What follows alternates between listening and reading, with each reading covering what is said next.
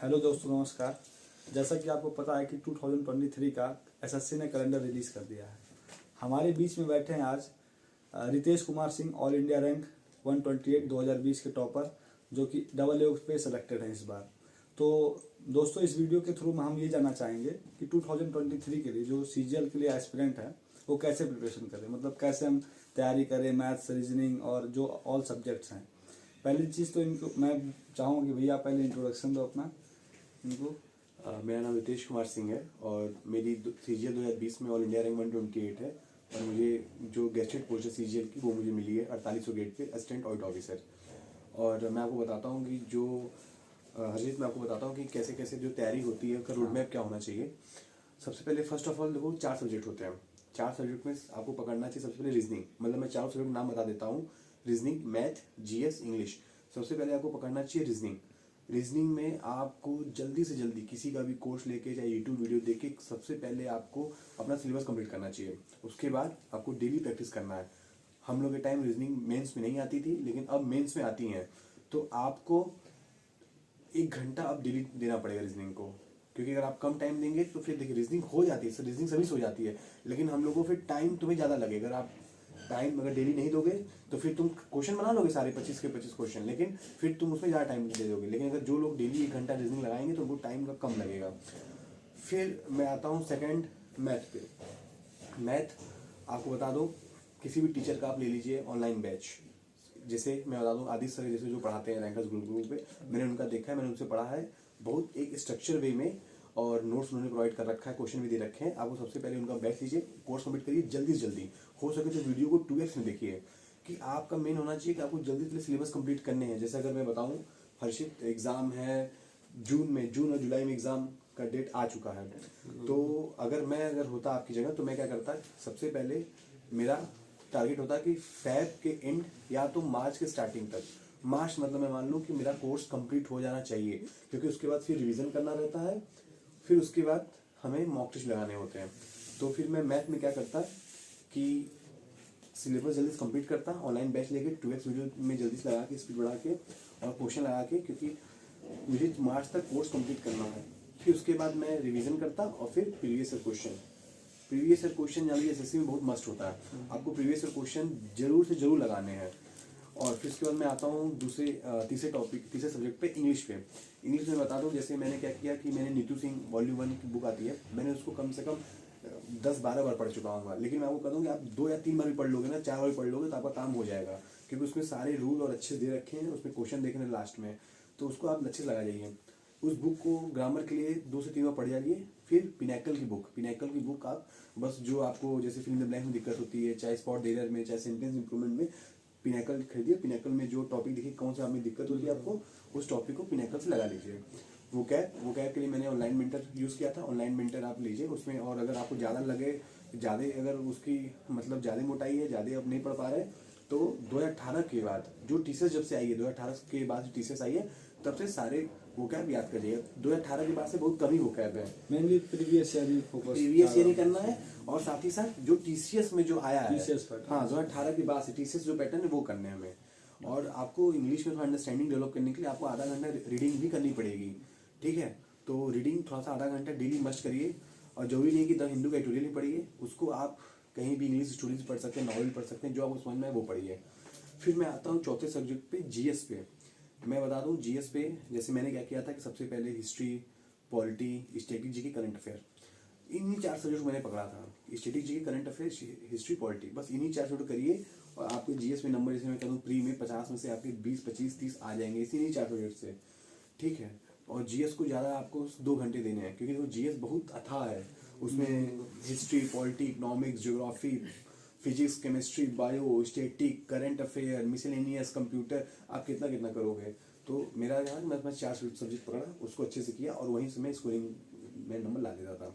आपका टारगेट ये होना चाहिए, जैसे मैं प्री में बताऊँ 150 नंबर का है, तो 150 मतलब मैथ, इंग्लिश, रीजनिंग मिला के 150 नंबर में आपका टारगेट होना चाहिए कि 135 या 140 नंबर ला दे। और इधर जीएस में अगर 20-25 भी नंबर ला दे तो आपके 165 नंबर हो जाएंगे रॉ, बहुत अच्छे नंबर होते हैं। अगर थोड़ा कम बेसी भी करिए तो 150 नंबर आपके आने चाहिए। मैं आपको बता दूँ फाइनल सिलेक्शन के लिए आपको 150 नंबर जो टारगेट एक होता है उसको अचीव करना चाहिए, कि 150 नंबर अगर आपके कॉन्स्टेंट आने लगेंगे मॉक में, तो आप ये जान लीजिए कि आप सिलेक्शन आपका हो जाएगा।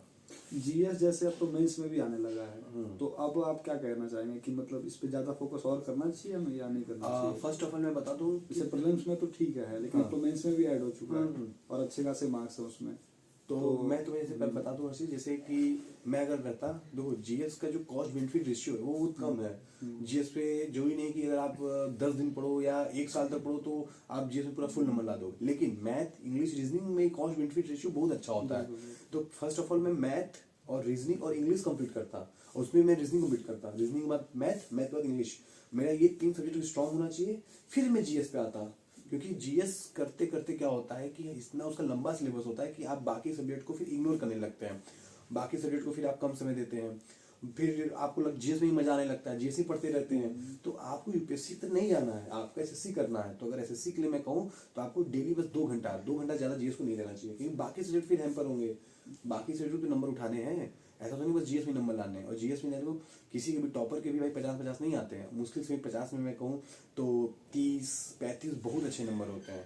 तो इसलिए आपको मैथ, इंग्लिश, रीजनिंग में नंबर अच्छे लाने हैं, फुल ऑफ द मतलब उसमें कोशिश करिए कि पूरे उसमें फुल नंबर आए, और जीएस में अगर आपके 20-25 भी नंबर आए तो आपका हो जाएगा, आपकी रैंक आ जाएगी अच्छी। ठीक है, जीएस के लोग हैं जैसे कि कुछ लड़के ऐसे हैं जो मतलब बाहर बैकग्राउंड से हैं, जो हिंदी मीडियम से हैं, गांव के लड़के या और अदर स्टेट के लड़के जो हैं, उनकी इंग्लिश काफ़ी वीक रहती है। और जैसा कि आप बनारस से हो, आप तो आप भी हिंदी मीडियम से बैकग्राउंड से रहे हो, तो इंग्लिश के लिए आप बताओ मतलब प्रॉपर टाइम कैसे देते थे आप? न्यूज़पेपर कितना देर पढ़ते थे, वो कैब को कितना टाइम देते थे आप?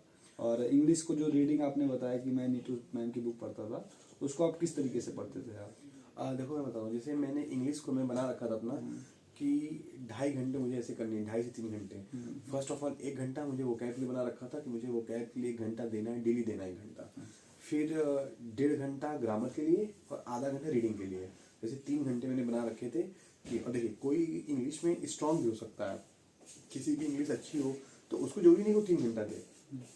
मेरा जैसे ये था कि आपको मिनिमम 8 घंटा पढ़ना चाहिए। तो उस 8 घंटे में क्या करता था कि 1 घंटा हो गया रीजनिंग, 2 घंटे हो गए जीएस, 3 घंटे बचे 5 घंटे। 5 घंटे में क्या करता था, जो मेरा वीक सब्जेक्ट था, जैसे मेरी इंग्लिश वीक थी तो मैं उसको 3 घंटा देता था, और जो स्ट्रांग था मेरा मैथ तो उसको 2 घंटा देता था। किसी की अगर मैथ वीक है तो मैथ को 3 घंटा देते, इंग्लिश को 2 घंटा देते। मतलब 8 घंटे अगर मैं शेड्यूल बनाऊँ तो 1 आवर आपका हो जाना चाहिए रीजनिंग, 2 आवर हो जाना चाहिए आपका जीएस, जीके जीएस, 3 घंटा हो गया। बचा जो 5 घंटा, उसमें से 3 घंटा आपके जो वीक सब्जेक्ट है मैथ इंग्लिश में से, और जो फिर 2 घंटा जो आपका स्ट्रॉन्ग सब्जेक्ट है। ठीक।